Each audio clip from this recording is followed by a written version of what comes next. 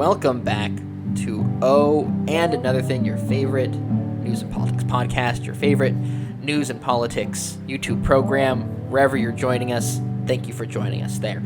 First things first, your host, Vince Patrone, producer, Bertram Beans, Giovanna in studio, fact-checking us and keeping us on course throughout the course of the pod and program, whatever.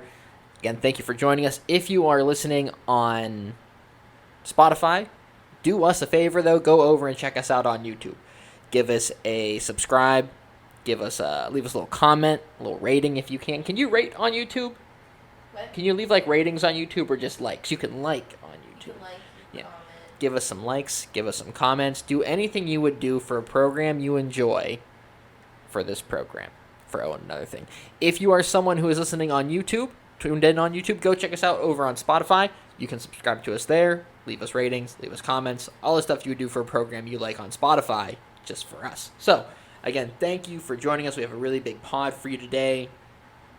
First things first, some good news on, I don't know if we reported on it or talked about it, reported. Listen to me, who do I think I am? Talked about it on the program on Tuesday. I'm not sure if it was there yet or not, but New York City has done the right thing and decided to pause the indoor dining side of Phase 3. From my understanding, they didn't stop Phase 3 entirely. We're just not doing the indoor dining side of things, which is great, because that was the side of things that I was most worried about, was being on the inside dining side of Phase 3, because I am someone who works in a restaurant, and I also know tons of people that also work in a restaurant. Everybody, pretty much all of my friends in New York City have at some point worked in restaurant or are restaurant workers or cafe workers or just service employees in general. So shout out to everybody that we know who works in foods and restaurants, and Bertram, as Giovanna was pointing out, who has his own restaurant under the bed. We're all breathing a sigh of relief that we're not going into Phase 3 for the indoor dining. And it's good because we've seen over the past 2-3 weeks now that going to indoor dining, going back to bars, clearly not a good idea. It's laughable only because of how obvious it has been this whole entire time, that there's a huge difference between, and this speaks to the bad faith argument of the Republican Party and conservatives over all of this, is that there's a difference between gathering inside of an enclosed space with 20 people and going to a fully outdoor protest with tons of people, thousands of people, all of whom are wearing masks, but none of whom are in an enclosed space where things are going to be just clumped in on top of them. And by things, I mean viruses, germs, bacteria, and all the things people are spewing around that have caused coronavirus. So there's a huge difference there between going out to eat and going to a protest, and it's been shown in a Forbes article that I think came out either earlier in the week or last week, that there has been no real spike after the protest. None that could be linked to the protest, linked to indoor dining, linked to going to bars, linked to going to restaurants, stuff like that, but not from going to these protests, which is something that Republicans and, again, conservatives who don't want to follow social distancing, who don't want to wear masks, have all pointed to, saying that, oh, well, if they could have protests, why can't I have Outback Steakhouse? Which is just a bad faith argument that they're making, because that is what they make. So that is good news. What else do we have? Is there anything else going on aside from the meat and potatoes of the program? Anything in the headlines? That's right. The other thing I wanted to talk about was what Major League Baseball is doing to minor league baseball and to these small communities that have minor league baseball teams. So it was announced this week, I think on Tuesday, probably right while we were doing the podcast on Tuesday, that Major League Baseball wasn't going to be providing players to minor league baseball to field teams. So traditionally, teams, they draft their players and then they send their drafted players to play in the minor leagues for a while. And that's how the system built itself out. They bring in players via however, signings, drafting, whatever, and they put them in the minor leagues and they go and play on behalf of Major League Baseball in a developmental league known as minor league baseball, where they have the three branches, as most of you know, I hope, single A, double A, triple A. So, Major League Baseball announced this week that they aren't going to be providing those players to those teams. There are a lot of those teams. As we just mentioned, that's 3 leagues worth of teams, and there are subdivisions, and I don't have it pulled up in front of me exactly how many minor league baseball teams there are, how many communities have minor league baseball teams. All I know is that there are a bunch of communities now, because of Major League Baseball's decision, that are going to miss out on a ton of revenue and a ton of tourism and just a huge impact to these communities at a time whenever there's already money bleeding out of these communities. Players aside, it's shitty for the players too, because again, they don't make a ton of money as players in minor league baseball, so they didn't have a ton of money to make this season, or probably a ton of money left from last season, because we know it's like not the best paying job in baseball is being a minor league baseball player. But then you look at the jobs in the stadium. You have people that work production for the scoreboard, people who do, advertising for play-by-play, and your commentators, and then you go into your field operations. You have your grounds crew. You have the people that operate the lights. You have, so I can't think of anybody that works at a ballpark. You have your food vendors, everything. You have shipping, all kinds of different jobs that go into running a ballpark, that go into running a team. Now, none of those jobs are there for these people. Ticketing, ushering. Ushers, what are all these old people going to do? My favorite thing about going to a ball game at Citi Field, it's not the ushers, but it's nice to see all the ushers, all the very old ushers getting to come to work and having a nice time at the ballpark. What are all these workers going to do now? They have no options for their seasonal income. A lot of these people do it year-round. I know a lot of the ushers that work at like the Barclays Center and work at like Madison Square Garden, their indoor arena, so they can work more year-round. But then you have places like Citi Field and the football stadiums even, where these people, these workers, don't get to work now for this season.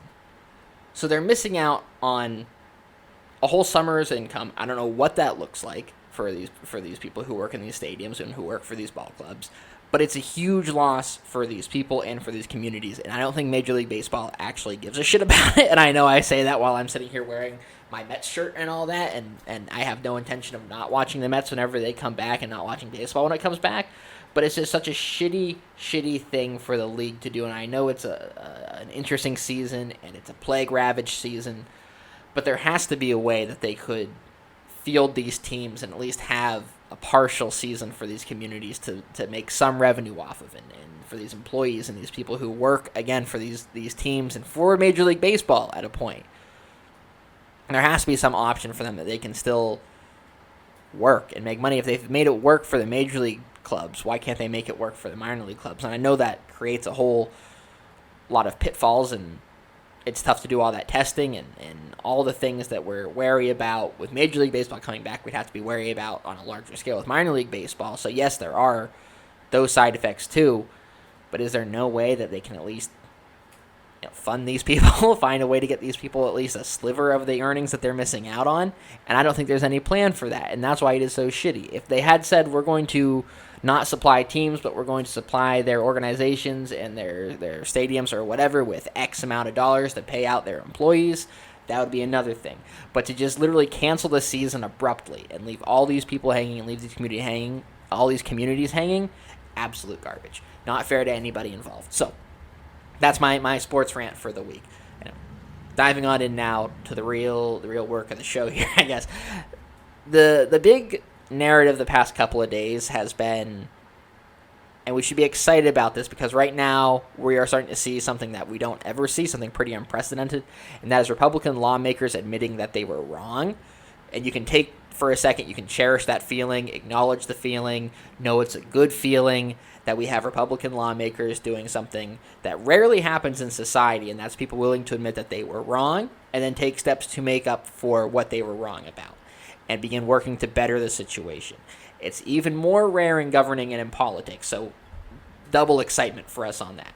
It's something we need to change, and that begins with normalizing admitting to having been wrong, which is a discussion for a different post.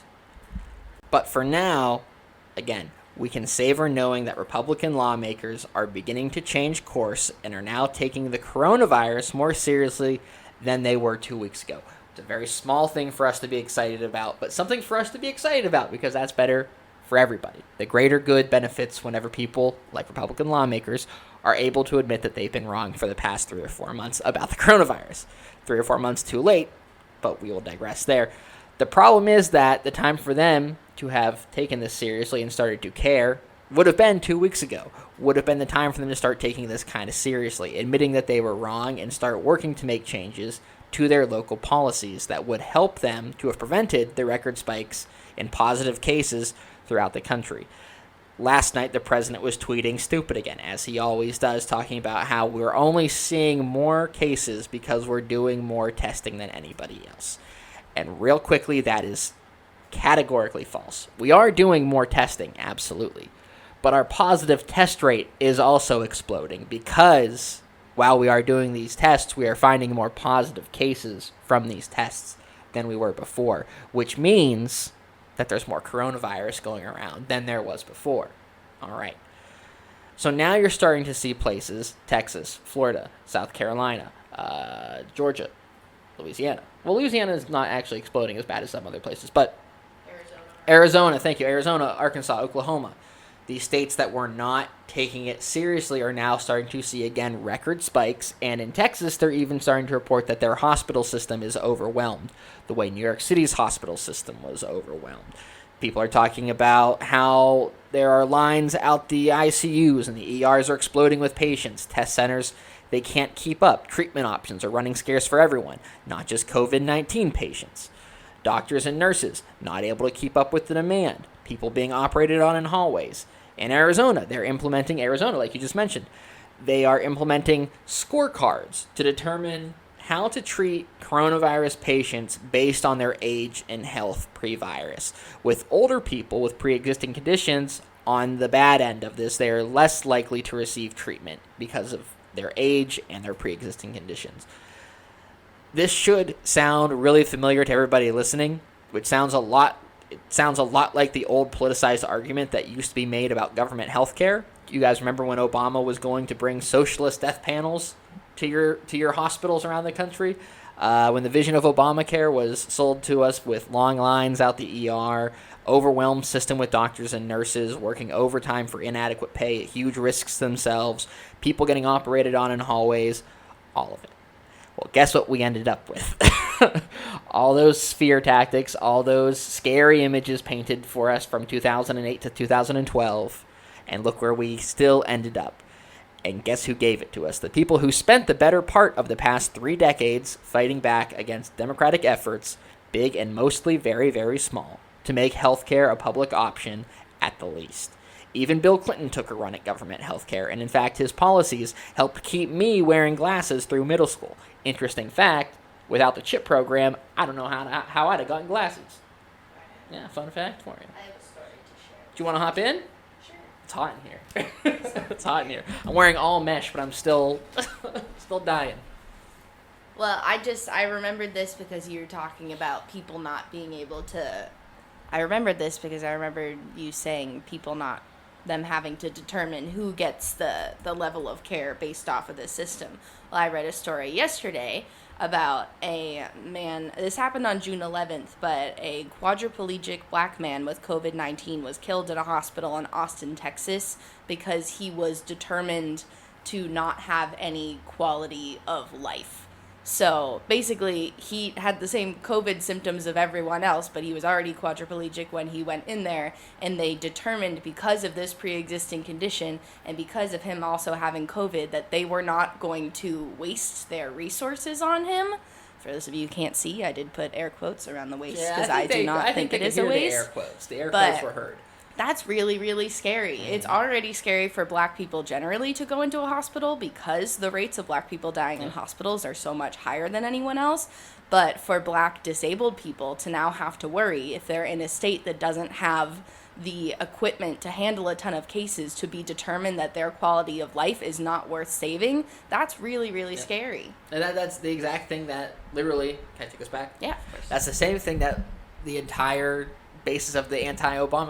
anti-Obamacare argument was. The anti-ACA argument was that we would have inadequate care, that we would have people who weren't going to get care because of who they were, and now look where they got us. It's happening anyways. It's happening anyways. And it could have been avoided, and that's kind of the bottom line of all this. And it isn't to say that Democrats have done enough with getting health care to everybody. They've done far from it, but they are the ones that are at least working toward getting us there. Mm. Thank you for coming in. Oh, That was fun. That was fun. We have to work on our segues. We have to work on that. I don't know how. I've never dismissed a guest before. I don't know if you want. Do you want to just hang around? I don't know. I went scripted, so I don't know. I went scripted for this one, so I don't know. Anyway. I just remember that story. And Oh, thank you for sharing, because I didn't hear that one, so thank you. Anyway. So, however, they are the ones at least working toward, Democrats I'm saying, are the ones at least working toward getting us health care and getting us better health care and taking the coronavirus seriously. Do not forget that Republican lawmakers in the Trump administration literally just went to the Supreme Court to attempt to overturn the ACA, the provision in the ACA that protects people with pre-existing conditions, and would have ended up, if they find a way to cancel this in the courts, it would throw more than 20 million more Americans off their health insurance during a pandemic, when already people have been thrown off their employer-provided health care because of the pandemic.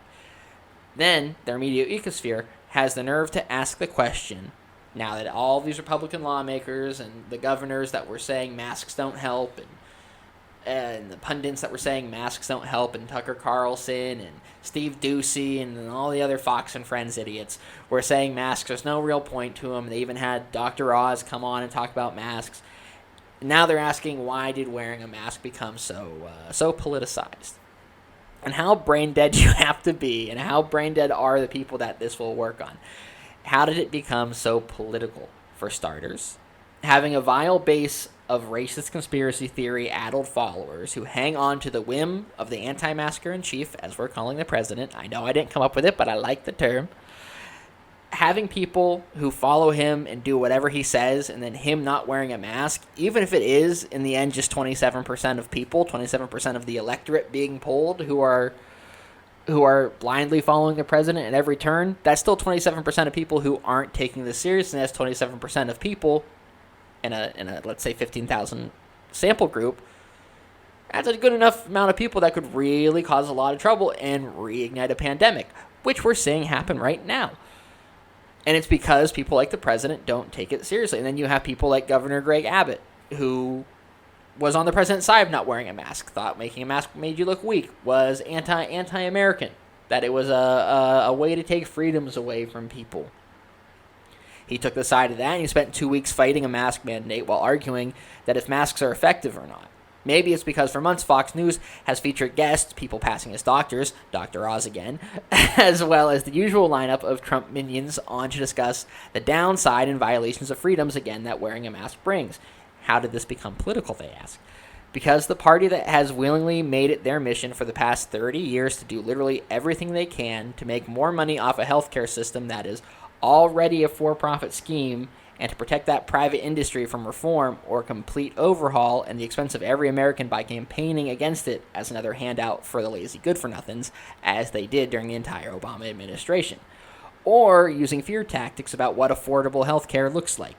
So no, they don't get to now ask why masks are political, because it was their fault that it became political. And I hope every person who votes or is voting for like the first time this year thinks about that and remembers that every day until Election Day, that when given a chance to step up and say, no, wear masks, no, do social distancing, no, don't go to bars, don't go to restaurants, don't go to beaches, the Republican Party and Republican leaders in the South and in the West and local Republican leaders and local conservative leaders in places like California, around Los Angeles and in Orange County, said, no, you don't have to wear masks. You guys can make your own choices. No, you guys don't have to social distance. You can make your own choices. No, you guys can go to bars and restaurants. You can make your own choices. But now look what's happening. And the last thing here, I think it's really funny because, of course, it's Marco Rubio tweet, and he doesn't do anything that isn't hilarious. Just to show you how shining the rising stars are of the Republican Party, I want to read to you a tweet from Marco Rubio that is literally just a man putting a fence post in his mouth and laying down. Politics has made us so crazy, and I'm quoting here, that using or refusing to use a mask has been turned into a social or political statement. Fortunately, this derangement has not infected the vast majority of Americans, normal people who don't spend every moment thinking about politics and culture wars. Again, he said in the first half, politics has made us so crazy that using or refusing to use a mask has been turned into a social or political statement.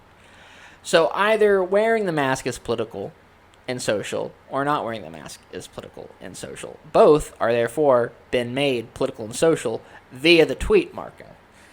Secondly, fortunately, this derangement has not infected the vast majority of Americans, normal people who don't spend every moment thinking about politics and culture wars. What the fuck did this tweet come from? A political culture war. A culture war based around the politics of wearing a mask. That's what created this tweet. Marco Rubio just fought his whole battle himself and lost it by himself on Twitter. And this is the rising star of the Republican Party, one of the many shining examples of the future that's promised to the Republican voter base, to the people that are, again, selling their reputation to protect Donald Trump all over the internet. This is the person that they're, one of the people that they think has the best chance to lead them to a better way. Unbelievable. Talk about literally saying nothing and saying something while saying nothing is Marco Rubio's passion. That is what he does, and he does it better than anybody else. And that tweet was such a perfect example of it, I thought. Anyway. And there's one other thing to note here, and I had to go back and forth on Facebook yesterday with someone about how, okay, they made a dumb post. They found a video from some right-wing source on Facebook that talked about how the Southern strategy was not real, and how the Southern strategy was made up by Democrats so that they could flip-flop from being the party of the KKK and racism to being the party of not that. And they used the Southern strategy as their excuse so that they would be able to hold on to their voters and all this shit during the flip-flop. First off, totally wrong, because the Southern strategy is 100% a very real thing.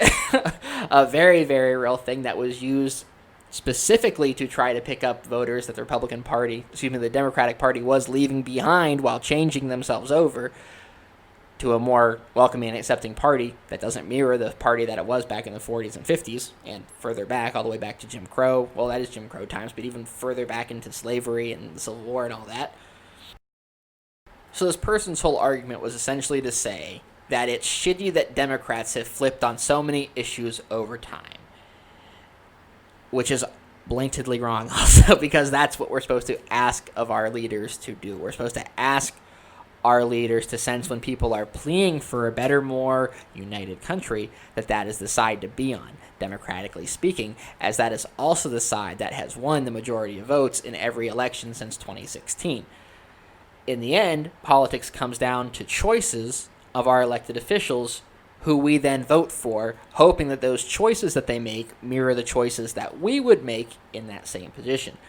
The Republican and the Democratic Party have chosen to be the ways that they are. It is important to remember this now. The Republican Party and the Democratic Party have both chosen to be how they are, for the good and bad of both sides of that. Yes, Democrats have chosen to be how they are. Do we love how Democrats are also? No, not entirely, but we like it more than how Republicans have chosen to be by a lot. But what's so wild about this argument, and it's an argument that's been made before, it's the attempt to say that, well, Democrats used to be shitty, so how can you support them since they used to be shitty? And that's the thing. Used to be does a lot of work for that sentence. What's crazy about the argument made on Facebook and from other people, obviously people make this argument all the time, it seemed to be that they think that since the Democratic Party went from being the party of Dixie, so to speak, and of segregation, of owning slaves and denying people the right to vote and establishing the prison industrial complex and the modern day slavery that comes along with that prison industrial complex, the argument they were trying to make and that they try to make seems to be that Democrats leaving that platform, leaving that shitty, morally bankrupt platform that was the Democratic Party up until 1960, essentially, and that by leaving that, it's some kind of flip-flop, just a ploy to get more voters. And if that's the case, isn't that the right ploy to make to get more voters? Shouldn't we be asking that our elected officials do more to bring liberty and justice for all, to bring more unity, to bring laws to the table that make the country work for everybody, who listen to their voters and listen to their constituents who are asking for a better society for all. Shouldn't that be the side that we listen to, the side that listens to the more democratic voice? Shouldn't that be the vote that we look for? Shouldn't that be the kind of people that we want our politics and our government to represent? Do we not want that to be the image of America? Do we not want that to be the policy platform? Should we not demand that our politicians go from being the party of, again, Dixiecrats and segregation and slavery and racism? We should be asking them not to be that. So by the Democratic Party moving in the direction of civil rights, that's not a bad faith ploy to get voters. That's just doing the right thing to better the advancement of the country that you're supposed to serve. And listening to the voices of people who are calling for civil rights and calling for that justice that cause the parties to flip-flop and change their mindsets.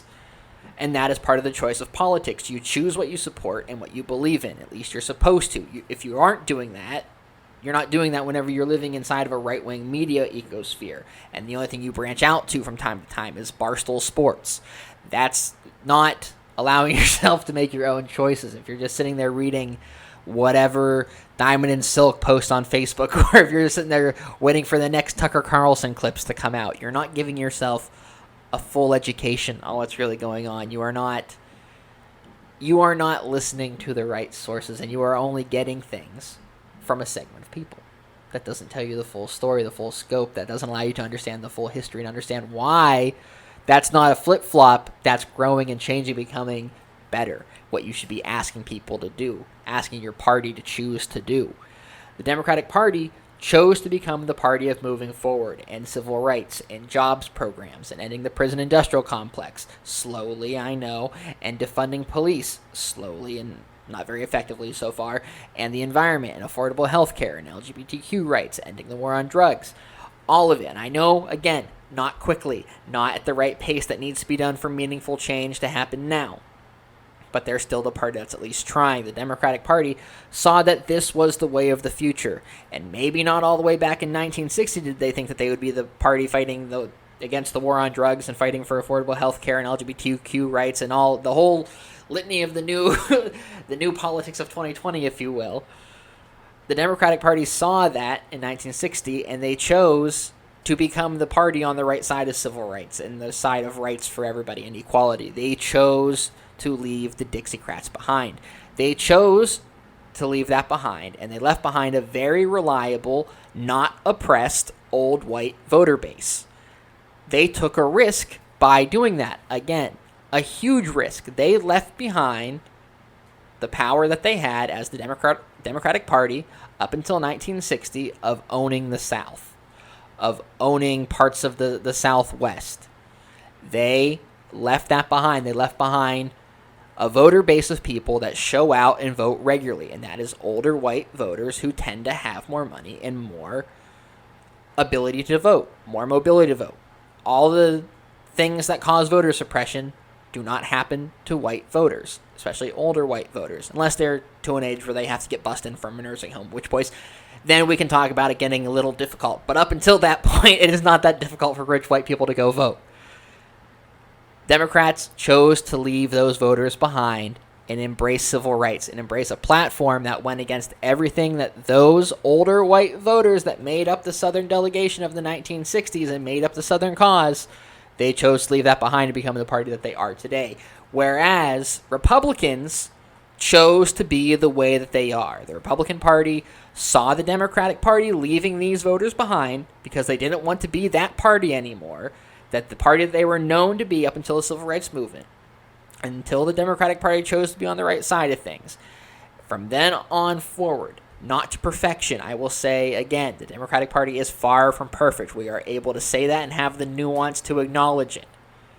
But they are not the side that chose to adopt the KKK leftovers. They are not the side that chose to put kids in cages. They are not the side that chose to give handouts to corporations. They are not the side that is, again, working tooth and nail to take away your health care during a pandemic. But they chose to be that way. Republicans, again, chose to be this. They chose to be the party of KKK leftovers. They chose to be the party that fights for to keep monuments up for the history of the Civil War, the side that lost. They're the ones who fight for the Confederacy, who fight for Confederate soldiers to this day. There was a fundamental shift in the parties, and it was done by choice. If you cannot allow yourself to accept that that choice was made, and the wrong choice was made by the Republican Party to again embrace this modern day Republican thinking that has taken over the Republican Party since the Civil Rights Movement, since they chose to be the party that fought against civil rights, you don't understand how you got to this place, and you'll have a hard time fixing the party that is now falling apart at the seams.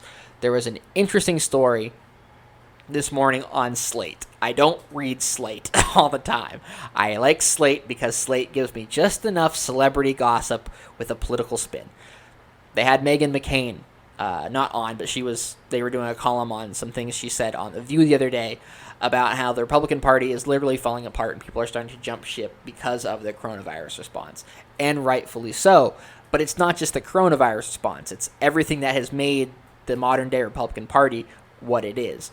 Every bit of veiled racism, veiled misogyny, veiled phobia of any type, all stems from the choices that this party made in the 1960s to embrace a morally bankrupt set of voters that they knew would show up to vote so that they could hold on to their power. And it's a battle they still have to fight to this day because those voters that they fought for in the 1960s that made up the South, guess what? They're all dying. Guess what? They're all switching sides. They're all jumping ship. Their kids didn't listen to them. Their kids didn't like them. Whatever the issue may be, that short-term fight they had for power through the 70s and into the 80s that they were able to move forward with Reagan's administration into the 90s and so forth, that battle has begun to be a losing one because, again, that electorate is dying out. They've chosen this. This is the path they chose. Now Republicans have to choose to change that course for their own good. Thank you for listening, and the own good of all of us, honestly. It'd be better to have one less shitty political party trying to ruin the country. Thank you guys for listening. We'll be back next Friday, probably. Bad news to end the podcast. I apologize. I have to work next Tuesday. I'll try to get a late night pod done. I can't promise a YouTube link, but I have to work. I'm going back to work despite the indoor dining not being a thing. Apparently they have full-time hours for me, so Vince is being forced to go back to work, and I will not be able to do the Tuesday pod every Tuesday. I will still try to get you a podcast twice a week. I will still do my best, but I promise you to always be here on Fridays. Again, thank you guys for listening. We'll be back next Friday at the latest. Thank you for tuning in. Share, subscribe, do all the things you do for a podcast you like. Thank you for listening. Enjoy your weekend. Be safe. Be distant. Wear a mask. Thank you for tuning in.